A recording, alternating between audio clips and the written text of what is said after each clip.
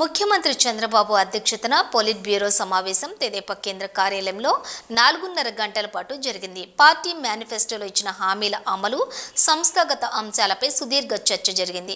చంద్రబాబు గంట 40 నిమిషాల పాటుగా పార్టీ మేనిఫెస్టోలోని ప్రతి అంశాన్ని చదువుతూ వాటిలో ఎన్ని అమలయ్యాయి, మిగతా వాటిని ఎప్పటికీ అమలు చేయనున్నారు అని సమీక్షించారు. ఆ హామీల్లో ఇప్పటి వరకు 60% పైగా అమలు చేశామన్నారు.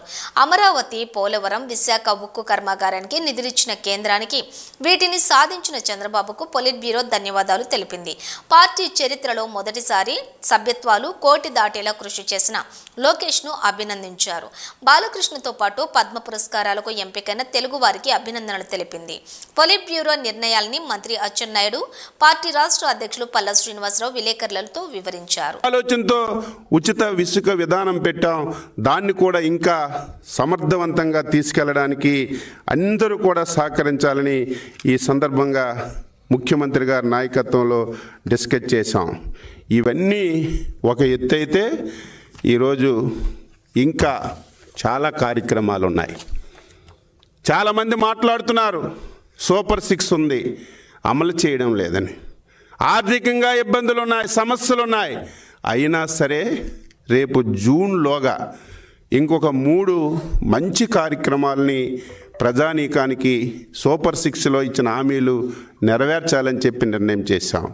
అందులో భాగంగా రేపు పాఠశాలలు తెరిసే సమయానికి ఏదైతే తల్లికి వందనం కింద ఒక పిల్లవాడికి 15,000 ఇస్తామని చెప్పాము, అదేవిధంగా ఎంతమంది పిల్లలుంటే అంతమంది పిల్లలకి, ఒకరున్నా, ఇద్దరున్నా, ముగ్గురున్నా రేపు స్కూల్స్ రీఓపెనింగ్ సమయానికి తల్లికి వందనం కింద వారి అకౌంట్లో డబ్బులు వేసి స్కూళ్ళు తెరచడానికి ఈరోజు పొలిట్ బ్యూరో నిర్ణయం తీసుకున్నాం.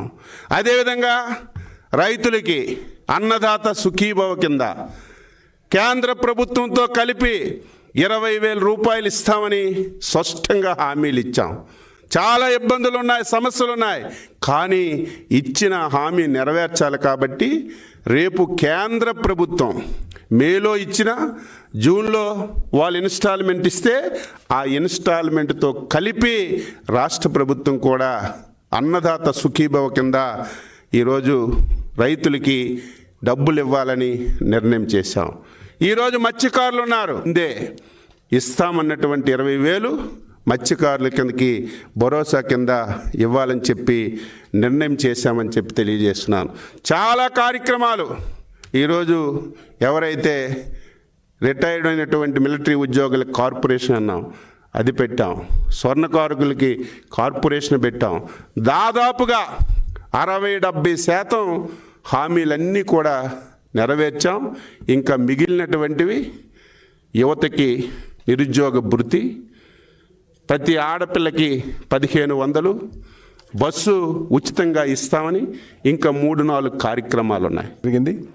అండమాన్లో 4,245 మొత్తంగా ఈ 3 ప్రాంతాల్లో కలుపుకుంటే 1,02,517 మెంబర్షిప్ పూర్తి చేసుకున్నామండి. చాలా అంటే ఫస్ట్ టైం మేము 1 కోటి మెంబర్షిప్ చేరుకోవడం జరిగిందని చెప్పి ఈ సందర్భంగా తెలియజేస్తున్నాం. అయితే దీంతో మాకు ఒక స్ట్రక్చర్ వేసుకున్నాం, ఏదంటే క్లస్టర్ యూనిట్ బూత్ అని.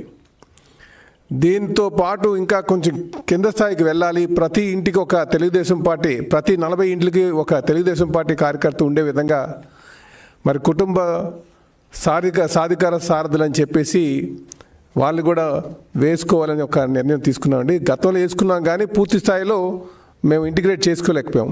కనుక ఈసారి దాని మీద దృష్టి పెట్టి పూర్తి స్థాయి పార్టీలో కార్యకర్తలందరూ కూడా మమ్మకం అయ్యేటట్టుగా చేయాలని ఒక ఆలోచనకు వచ్చామండి. దీంతోపాటు ఏదైతే కార్డులు ఉన్నాయో, గతంలో కొంచెం కార్డ్స్ మాకు మెంబర్షిప్ అయినప్పటికీ కూడా కార్డ్స్ ఇవ్వలేదన్నారు. కనుక ఈసారి మార్చి 15 కల్లా కార్డ్స్ ఇచ్చేస్తామని చెప్పేసి కూడా ఈ సందర్భంగా తెలియజేస్తున్నాం. అలాగే మహానాడు ఈసారి కడపలో పెట్టుకోవడం జరిగిందండి. ఎందుకంటే అక్కడ అన్ని ప్రాంతాల్లో పెట్టాం కానీ కడప ప్రాంతంలో అంటే ఎక్కువగా రాయలసీమ ప్రాంతంలో పెట్టుకోలేదు. అక్కడ అకామిడేషన్ ఉంటుందా లేదా అని కొంతమంది అప్రహెన్షన్స్ ఉన్నప్పటికీ కూడా అక్కడ పెట్టాలని ఒక ఆలోచన మరి జాతీయ అధ్యక్షులు వారు తీసుకున్నారు. కడపలో ఈసారి మరి 3 రోజుల పాటు మహానాడు చేసుకుంటామని చెప్పి ఈ సందర్భంగా తెలియజేస్తున్నాను.